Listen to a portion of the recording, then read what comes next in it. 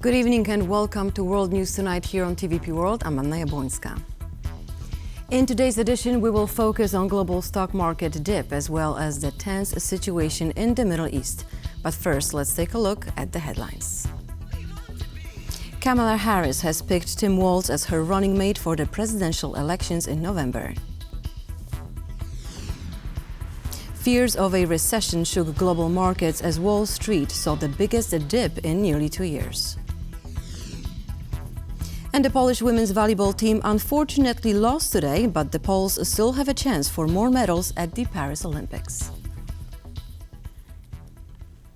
Israel is leveling serious allegations against several UNRWA workers in Gaza after a United Nations investigation pointed to their involvement in the October 7th attack. Details of their preparation have not been released.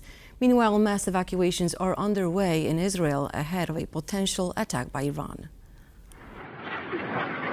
Hamas's October 7th attacks in Israel killed more than 1,200 people, with 250 more taken hostage. A United Nations committee investigated earlier claims that a few of its aid workers in Gaza were involved in the massacre that has sparked months of fighting. UNRWA staff members may have been involved in the armed attacks of the 7th of October 2023. The employment of these individuals will be terminated in the interests of the agency. While no concrete evidence was published, the investigators stressed that their findings were sufficient. Earlier in February, Israel published video footage showing two men carrying a dead body from Kibbutz Be'eri. One of them was supposedly identified as a worker of the UNRWA. UNRWA is not a force for good in Gaza. UNRWA works hand in hand with Hamas, the Hamas server farm underneath the UNRWA HQ.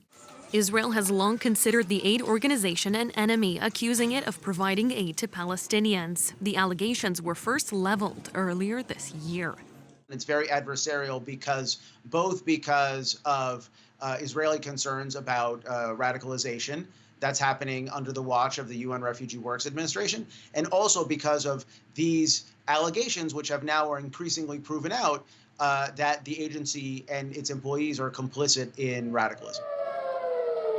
Meanwhile, the growing tensions in the region are forcing people to flee.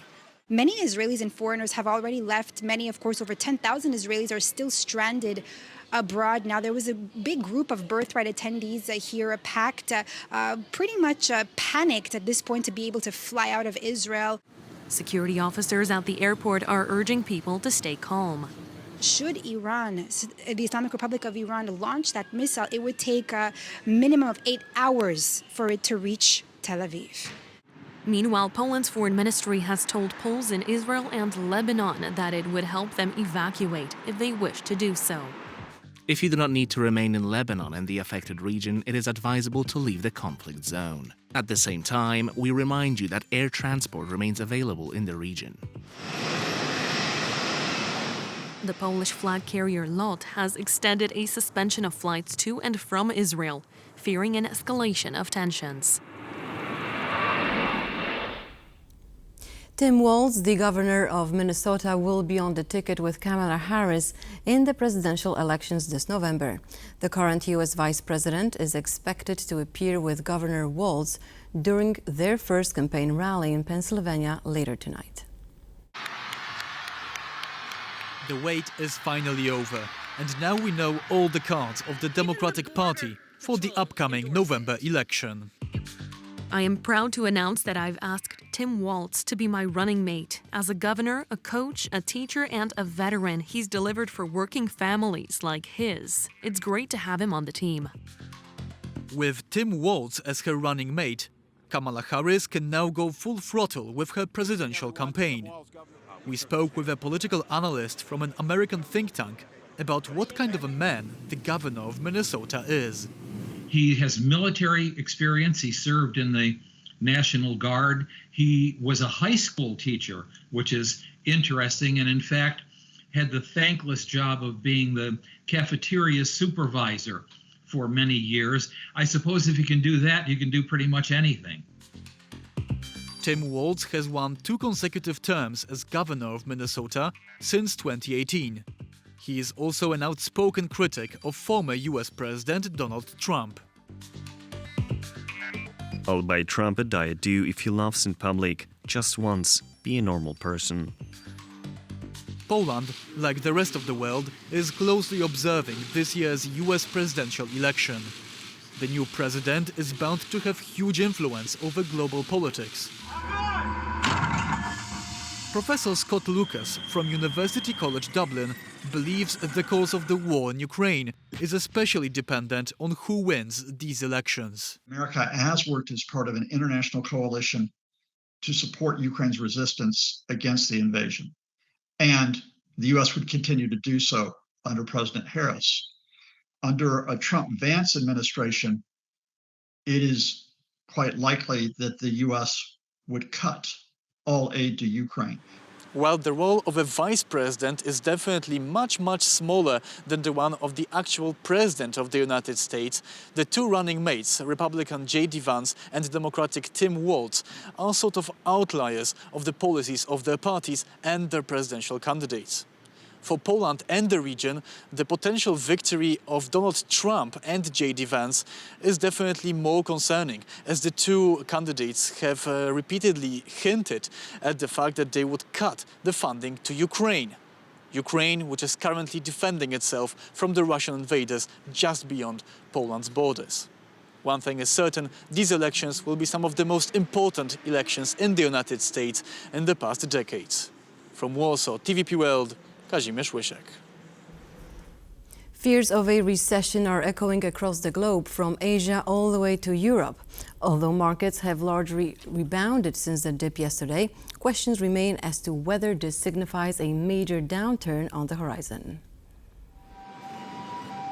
Stock markets around the globe took a severe hit as concerns over the health of the US economy spurred a massive sell-off across Asia, Europe and North America on Monday. That made the problem with the financial instrument that has been used for the last 13 years, which was carry trade. So we were borrowing a very cheap Japanese yen. For Japanese yen, we were buying US dollars. And with US dollars, we were buying US bonds, which had like very high interest rates to make money on the price difference. The Asian markets were the first to feel the impact, with Japan's Nikkei plummeting on Monday before rebounding strongly early Tuesday. Following Asia's lead, European markets also experienced significant losses before seeing a recovery early Tuesday. There is not something like Japanese or European or US market only. They are very well connected. US funds had a very big loss because of what happened, and they started to sell the assets that were bringing some kind of profits to cover the loss that happened on the US market, and they were selling those assets in Europe. So that caused the whole effect, the domino effect. Key economic indicators including manufacturing, durable goods and critical jobs data raised red flags about the US economy's stability, with the SAM rule signaling a potential recession. The term was coined by American economist Claudia Sam, who observed that whenever the unemployment rate increases more than half a percentage point over the average, a recession is bound to take place. A lot of economists are drawing a conclusion that maybe US economy is entering recession. However, we should remember that those kind of rules sometimes work, sometimes don't. Although regional economies often follow the world's largest market, the current situation is not likely to cause a major global downturn, at least for the time being. My view now is that we will not have a recession neither in US nor in the global economy, and Poland will be somehow safe. Some stability returns to the market as investors reassess the situation. Nevertheless, the immediate outlook suggests continued volatility and potential economic pain before substantial recovery can occur. One of the most popular social media platforms in the world, TikTok, is getting rid of its rewards program in the EU. The move is believed to be a part of a wider push to combat social media addiction among children in the European Union. TikTok Lite, an alternative version of the social media titan, is an app that's designed to provide a similar service for regions with slower internet speeds. It also offers a rewards program that gives users an incentive to watch videos and engage with the app, giving Amazon vouchers, PayPal gift cards, and an in-app currency called TikTok coins in return. That rewards program is what raised eyebrows in Brussels, which demanded an immediate risk assessment from TikTok following the app's launch in Spain and France. The reason was potential danger to children's mental health, who often stumble upon harmful content while scrolling through the site, including content that promotes sex, self-harm, and drug use. I'm still going to do that. If anything, I'm going to do it more now. TikTok decided to comply with EU's Digital Services Act, or DSA for short, also pledging not to launch similar rewards programs in the future, closing one of 2 EU Commission investigations launched into ByteDance, the company behind TikTok. Ursula von der Leyen said that she wanted, as a part of her program, to really stop social media like TikTok influence the young people to be really aggressive and to do things what they don't want to do. TikTok, however, isn't the only social media platform in the EU's crosshairs.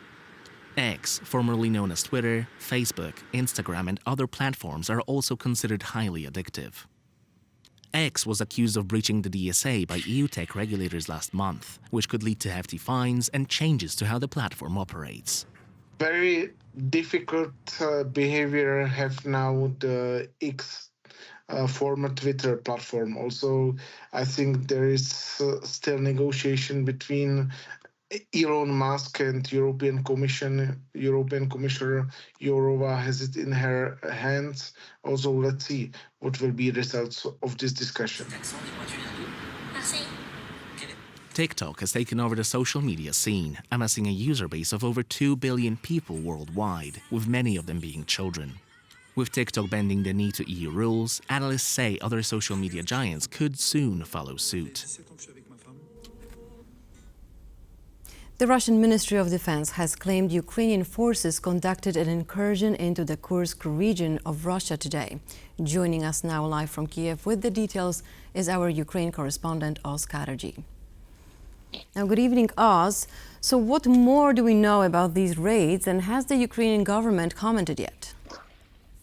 Well, we only know what we're seeing in dribs and drabs on videos that are coming out on social media and what the Russian Ministry of Defense are saying. Kiev, so far, tight-lipped, hasn't confirmed or denied anything about this. However, we do know from the Russian Ministry of Defense, who can't be relied on for accurate anything, but we do believe this incursion has indeed taken place by some of what we've seen in the videos that you're potentially seeing on your screen now. We do know that from the Russian Ministry of Defense, they're saying that hundreds of troops crossed into the border, into some of the settlements known as Nikolaeva, Darino, and Oleshina. And alongside them, there were several armored vehicles and tanks believed to be part of that assault. There's also reports that there have been some Russian troops captured in this raid. This raid looks to be bigger and more significant than previous raids in Belgorod have proved to be in the past. We still don't know much about it because Kiev hasn't commented, but obviously TVP World will keep you posted if that changes at any point. It should be said that this incursion into Russia, into the Kursk region, happened as the Russians are also advancing in Donetsk. They've taken significant ground in the Pokrovsk region and also in and around New York, which is part of in Donetsk, an area in Donetsk. Now, certainly we will update our viewers as we will find out more. Now, Oz, another question for you. We know that Ukrainian security services announced they had broken up a spy network yesterday. Now, do we know any more about that?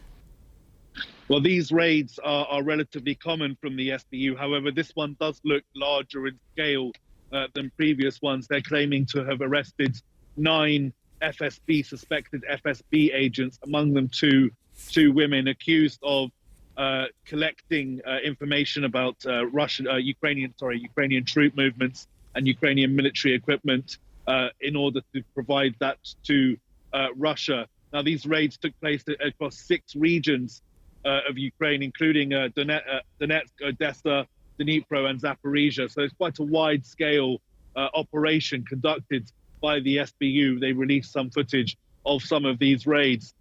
But obviously, the ongoing issue with people inside Ukraine trying to provide information to the enemy is something that the Ukrainian security services are obviously trying very hard to combat. Oz, thank you very much for this update. We'll talk to you soon. Thank you.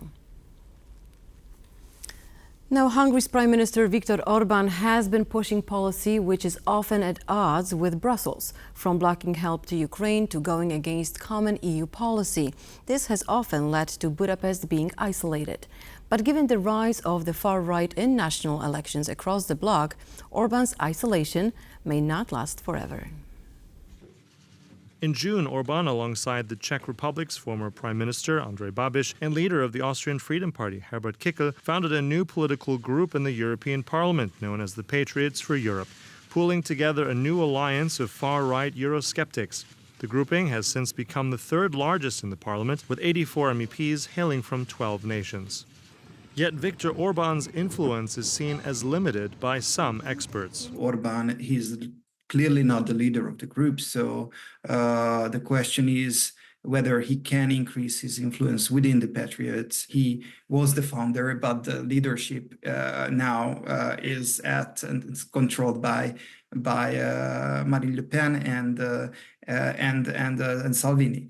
While he's limited in the European Parliament and with only one seat on the powerful council, political winds may shift, allowing Orbán more leverage in the future. We have to see the national parties inside the People's Party, which start to feel the heat in the national elections. Viktor Orbán certainly has ambition, but some may ask how realistic is his reach. The question is how much the topics he wants to introduce will emerge on the agenda of the Patriots. If it does, if he can be, let's say, the ideological leader in some sense, I think that could be enough for him and satisfying for him. And despite the grand relations that Orbán claims he has with Donald Trump, some experts believe that this could be an Achilles heel. With the policies of the expected policies of Trump and the protectionism, especially when it comes to the American car industry, that is a huge threat. That can be a big dividing line between Budapest and Washington. Viktor Orbán may overestimate his influence as Brussels and other leaders aim to shut him out. Yet with Eurosceptic parties leading in several national elections across Europe in the near future, underestimating Orbán is also a risky policy. Only 6 days are left until the end of the Olympic Games in Paris. Tuesday saw many Poles competing, and the country's first silver medalist has returned home. Here is more in our report. After earning her silver medal for the women's slalom, Klaudia Zwolinska has landed in Warsaw. I was prepared to compete in 3 categories, but that first medal simply swept me off my feet. The silver medal is the most valuable and completely sufficient for me. I am fully aware how much more work awaits me for the next 4 years. Klaudia has earned one of Poland's 4 medals so far. Hopes were running high after the women's volleyball team advanced to the Olympic quarterfinals for the first time since 2008. Poland scored 2 victories and 1 defeat in the group stage. We ended up playing Brazil. They did a really good job. It's a shame because we put up a good fight, but something was missing in the second set. But after tonight's loss against Team USA, the Polish women's volleyball team is heading back to Warsaw. The American team is a typical Olympic team. They've waited 4 years for this tournament. For them, it's the tournament of a lifetime. Meanwhile, in the hammer throw final, we'll see Polish superstar Anita Włodarczyk compete for the gold. On social media, she shared some behind-the-scenes footage ahead of the meet. The Polish women's kayaking team is also topping the charts and have a fighting chance for a medal. In their last appearance, they came in 3rd in Heat 1 of the K4 500 meters, advancing directly to the finals. Our goals for today were achieved. We're looking forward to the final. We are positive about the upcoming days. They'll be taking part in the finale on a Thursday. And now let's return to our main topic. Over the past few days, global stock markets have been plummeting. Trading screens across the US, Asia, to a certain extent Europe, are awash with numbers going down rapidly. The sudden turn comes as fears grow that the world's biggest economy, the United States, is slowing down. Joining me to talk about the state of the global economy is Bernhard Otterstein, president of the Polish-Canadian Chamber of Commerce. Good evening, and thank you very much for joining, Bernhard. Good evening. Pleasure to be here. So, for the last couple of days, all the eyes are on the United States and the fear of recession. We also saw a massive sell-off of shares. What does this signify? What is happening in the world? Well, the world seems to have been a little bit in a difficult phase over the past few years. I think for 4 years now we're used to a lot of bad news, not so much good news. And what we're seeing now in the markets is probably a reflection of some of that bad news actually coming to pass and happening, and I think really being manifested. So the decline in the markets is based on a weakening economy, on a clearly weakening economy, where we have seen job numbers go down in terms of employment, unemployment slightly up over the past weeks. But we saw this massive the sell-off of shares. Now, can we pinpoint issues that caused this? Well, I think that the weakness in the U.S. economy, the intrinsic weakness on relatively high interest rates, declining employment, and some sentiment of things not going the way they should have, high debt levels, perhaps some disappointment with AI and things like that initially there was a lot of hype. Now people are seeing, okay, it's an important trend, but maybe not happening quite as quickly. Now what we saw with the stock markets recently is that it started really in Japan, in Tokyo. Japan has had 20 years of free money, so zero interest rates. But the last little while has seen some unexpected slight increases in the interest rates, which of course strengthens the yen, and it creates an effect for certain speculators and traders who have borrowed money in Japan to invest elsewhere where they can make better returns. Then suddenly the yen becomes more expensive, and they have to get their positions cleared. So they need to sell positions on stock markets that they've invested in to repay their yen, which is now more expensive. So it's a very risky thing. It's called a sort of an unwinding of carry trade, and it's a financial market phenomenon that can then lead to declines in other markets. And we sort of saw a cascade effect across the world yesterday, with some correction again today. But I think all of that is just a signal of the fact that the financial markets and the underlying economies are not quite that stable. And of course all of that goes back to 2020 and COVID and supply chains and business being weakened through that crisis, then the Ukrainian war, now the Middle Eastern war, etc. So we have a lot of instability, and at the same time the markets are sort of testing where they should go next. But it's amazing that one country can stir such chaos. Yes. Did it happen before? Yes, it's happened before. It's maybe not one country that caused it, but it's a trigger. Right. And so we often see that things are triggered by something, and then a lot of sentiment that may not be positive at the moment plays into that and helps that situation to accelerate. We also have the U.S. Election ahead of us, right? And so a lot of things that are uncertain right now, and I think investors are very careful. Now let's talk about U.S. Because some experts say that it may go into recession. Some say it won't. I'm sure it's more complicated than that. Where do you stand? It always is more complicated than that. It depends on so many different things. The U.S. is still the world's strongest economy. However, it has been seeing a lot of competition from Asia, especially from China, but other countries as well. And there are other rising powers in the world that are trying to move away from US dominance. And the BRICS countries, for example, are a challenge. And they're a challenge to the supremacy of the US dollar around the world. And that has an effect on the whole US economy and the ability of the United States to finance its own economic growth and its military might, for example, just by lending other people dollars or them using it as a currency in trade and as a reserve currency. Now that is becoming less dominant, And all of that has an effect on the US economy, slowly but surely over time. And I think that we're seeing some of that play in to overall uncertainty that we just mentioned. And then, but what about that recession? Do you think it's closer than not? I think that it's easy to say that there could be a recession, yes. It does seem to be happening. How deep it will be, or whether it will be a larger event. Some people are calling for a larger depressionary event. But these things usually happen in stages, exactly. So it's anyone's guess when that will happen and how deep it will be. But I think it is quite likely that we'll see more turbulence on the global markets, and certainly in the United States as well. Now, European markets also experienced some turbulence, some significant losses. However, today we saw that some countries rebounded. How come some countries can rebound and some don't? So they do it quicker than others?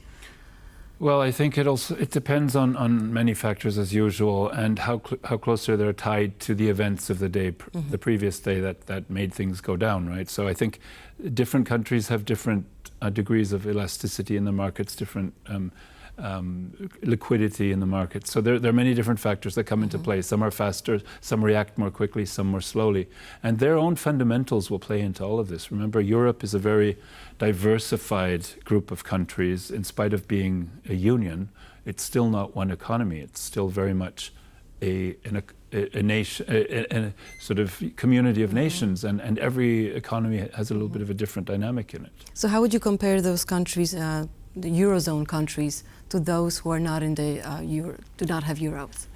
Well, it's usually the fact of life that if you have one currency, your economic fate and destiny and also the situation is tied together more closely. And when a country is outside of the Eurozone, such as Poland, it has a little bit more freedom to set its own monetary policy, and it will not be as closely tied to the events in the other countries. So which direction do you think this is going overall? It's do you think this situation will keep up? Yes, I think it will. It probably will remain unstable for some time. There are no signals that everything is going to go back to normal, to peaceful life the way it was before COVID. I think it's still something that we have to wait and see. We have to be very careful and invest and do business carefully in order to maintain a certain amount of flexibility and to be able to react to whatever is going on at a given time. Now, is the situation in the Middle East also a factor in the situation? Of course it is. And the Middle East, not only is it a series of dangers in terms of what's next, and I think everyone is unfortunately expecting some things to happen there. It would be nice if it were otherwise, but it's not. And I think that with oil and energy being an important aspect in that part of the world, it, on the one hand, can have an escalating effect on prices. On the other hand, the relative weakness in the global economy may be causing prices to go the other way. So nobody knows exactly how it's going to go. But we also have the BRICS. Some of the countries in the Middle East recently joined the BRICS, and there will be a conference in Russia in early October in Kazan, and that is somewhere where I'm afraid the lessening of the dependence on the American dollar as a currency of trade may be part of that conference. So again, that will have a circular effect again on other countries and on the world. But the chaos around the world has been in play for a long time. Now, would you say that central banks, when it comes to their monetary policy, did they switch to looser monetary policy too late? Were they too cautious? Perhaps, but no. I mean, we had almost zero interest rates for many years. So I think that in terms of now, maybe yes. But I think before this point, we had years of easy money and really too much spending. Then suddenly we had a tightening of monetary policy, which now is having a very restrictive effect on economic growth and activity. So perhaps now it's a little bit too late. And I think that there's a lot of criticism of the Federal Reserve for not having lowered interest rates now, given that things don't look so good in the US economy. And there's criticism of that. I think that's justified to some extent. But again, due to the elections people are worried that it'll look like Right. something political. Well, that institution seems to be always criticized, doesn't matter what they do. I think It's that's a normal part of life. Nobody's ever happy with them. Bernhard, thank you very much for joining me and explaining the complex situation. My pleasure. I hope it helped. Very much so. And thank you for watching World News Tonight. Stay with us for more news and comments.